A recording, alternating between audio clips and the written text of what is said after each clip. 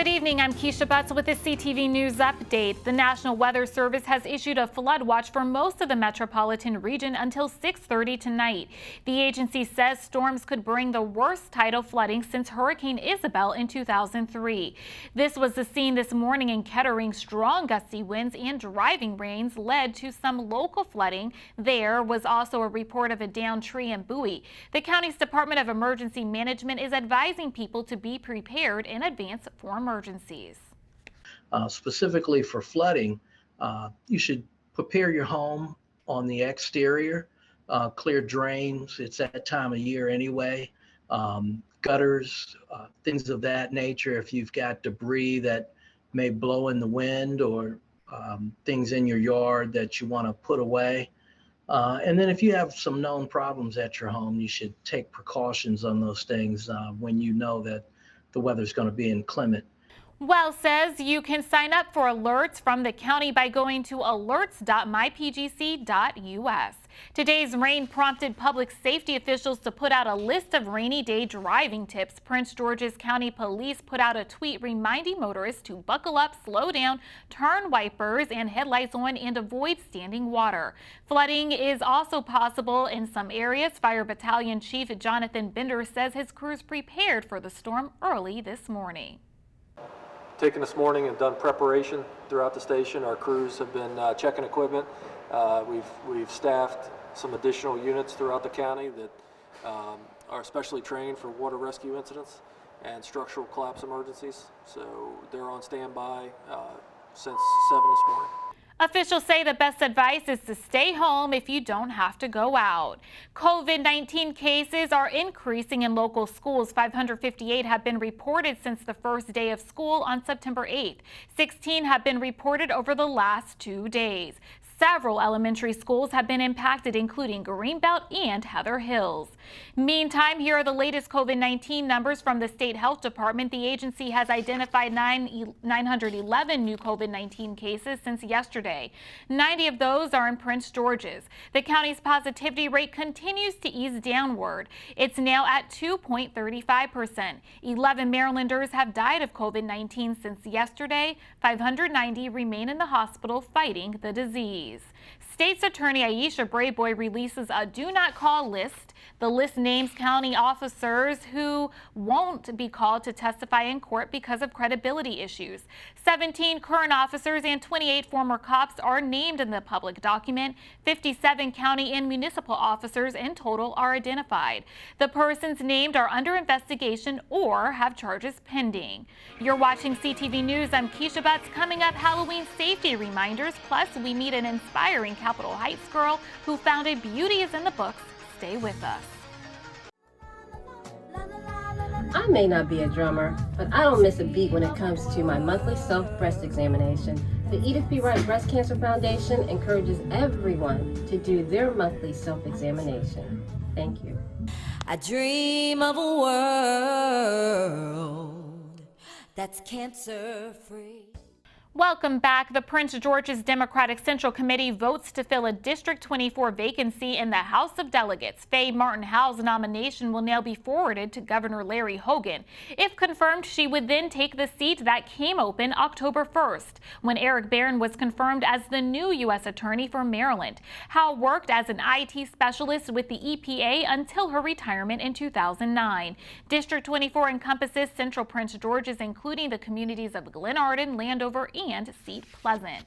Latino leaders in Prince George's say representation matters. Delegate Jocelyn Pena-Melnick says they will continue to press the Alsobrooks administration to put Latino leaders in critical decision-making positions. The two recently exchanged letters after Pena-Melnick first went public about her concerns. Alsobrooks discussed the programs and services her administration has offered to the Latino community and said, quote, "We acknowledge we need to do better. We can't do it alone. We need your help." Pena-Melnick responded that she and other Latino leaders have personally given the administration names for jobs, boards, and commission, but the recruitment process has failed. She says the administration must commit to seeking and hiring diverse candidates. I am hopeful. I would like to see concrete results, right? Because we're starting from zero. So I like to see improvements. I really do. I hope that It is a priority.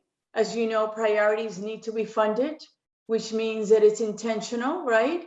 So getting a recruiter, someone who's going to go out there and find applicants that are, ready and qualify and diverse. It is important to me to always put on a racial equity lens to see who's not in the room. If you're not in the room, you're not a priority.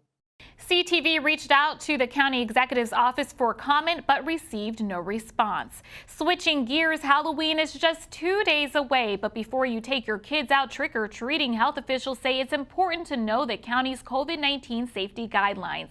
CTV's Katara Jones has more.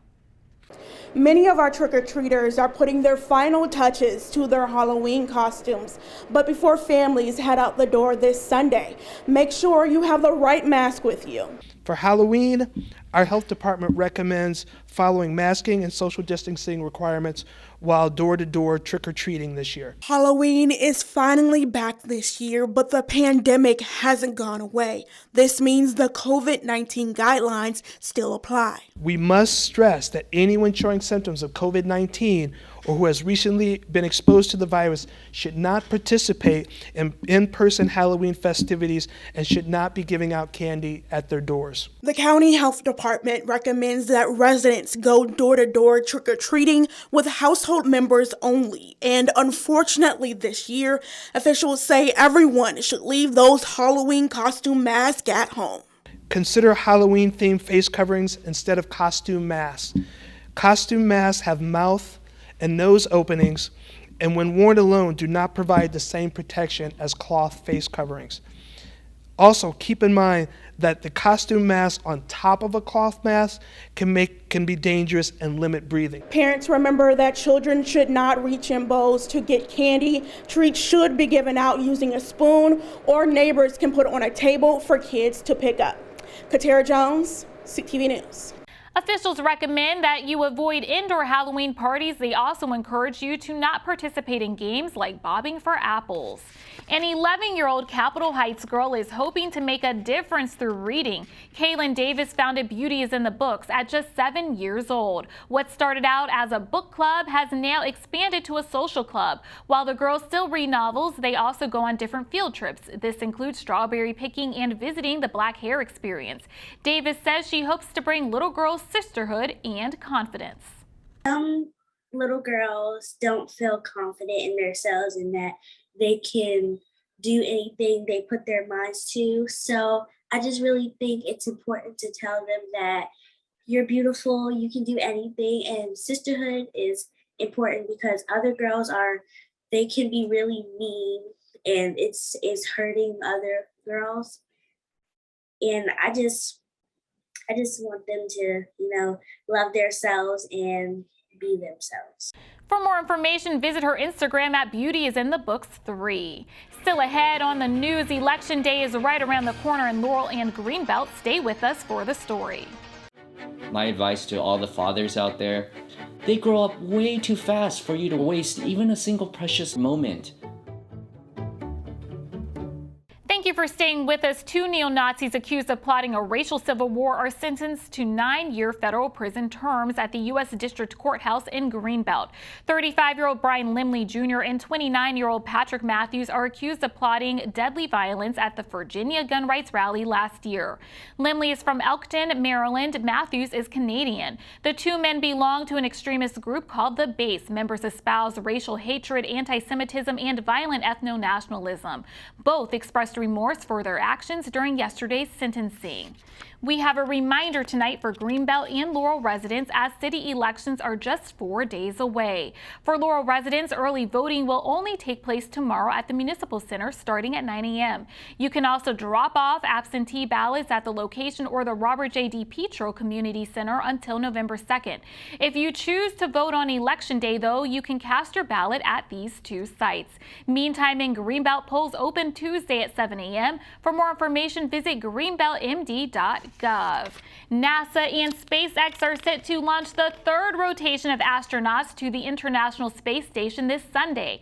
The mission, which will last about 6 months, will use a fully reusable spacecraft. The work will help prepare for the Artemis missions to return humans to the moon and eventually Mars. It will also pave the way for the first woman and first person of color to land on the moon. NASA says there will also be a host of science experiments on board as well. It's all about the science, right? So you said this is the third rotational flight. It's great with these commercial providers. We're able to get more people up to the space station, and more hands equals more science, and there's no shortage of it that we can accomplish up there on the station. And give me some ideas of what type of science you're going to be doing there. We've got science that directly benefits the folks back here on Earth, from material science and health technologies and environmental things like water filtration. And then it's also about the science that helps us advance the Artemis and be ready for the moon missions and beyond. You'll have to go to bed early or go to bed late to watch Sunday's launch. It will take place at 2:21 a.m. You can watch it live at nasa.gov. The Upsilon Tau Omega chapter of Alpha Kappa Alpha Sorority Incorporated wraps up a month of activities centered around breast cancer awareness. The group created a public service video to spotlight the deadly disease. In the video, you can see its members stepping to the song Survivor by Destiny's Child. Quindella Fletcher says the goal was to remind community members to perform self-breast checkups. Breast cancer does not go on pause, so don't let your self-care go on pause. Perform your monthly self-breast exams, remind a friend, and most importantly, get those yearly mammograms. As you can see here, we had these custom t-shirts made because we want everyone to understand that breast cancer awareness is important, but more so than just having awareness, just realizing that it's not about surviving breast cancer, it's also about thriving. The group also made a financial donation to Maryland business known as Cherry Blossom Intimates. Will it be a bounce-back weekend for the Terps after losing 3 consecutive games? The Terrapins host the Indiana Hoosiers tomorrow afternoon. The football team, 4-3 overall, hopes for a big win this homecoming weekend. It's a great opportunity for us to be back here in the shell. Hopefully we'll have a great crowd because of homecoming. We are honoring our 2001 ACC championship team, which I was a part of. And just thinking back to that team, and I see a lot of similarities with this team that we have here right now. And I just hope this team, a lot like the 01 team, is sick and tired of being sick and tired, and put our best foot forward this weekend and get back on the winning track. There was no question about our effort. Watching the film, we're just, one block away, one throw away, one catch away, and those are things that give us confidence and knowing that we can fix it. We say this often that in baseball, if you can't hit the curveball, guess what you're gonna see? You're gonna see the curveball. Well, I would expect that with their quarterbacks being banged up, they're gonna line up and say, well, let's look and see what Minnesota did. And so we better get the things that we haven't been able to correct it this week, and expect them to come in and try to run the ball down our throat. On the offensive side, we better be able to protect the football and then find a way to generate some explosive plays. I still feel like this team is strong together. We just got to continue to put in the work. We're doing everything we can this week to put a great plan together. It's going to be about the Terps beating Indiana and us not beating ourselves. Kickoff time is at 12 noon. Let's get a quick check on our 3-day weather forecast tonight. A flood watch remains in effect until the morning with evening temps around 54 degrees.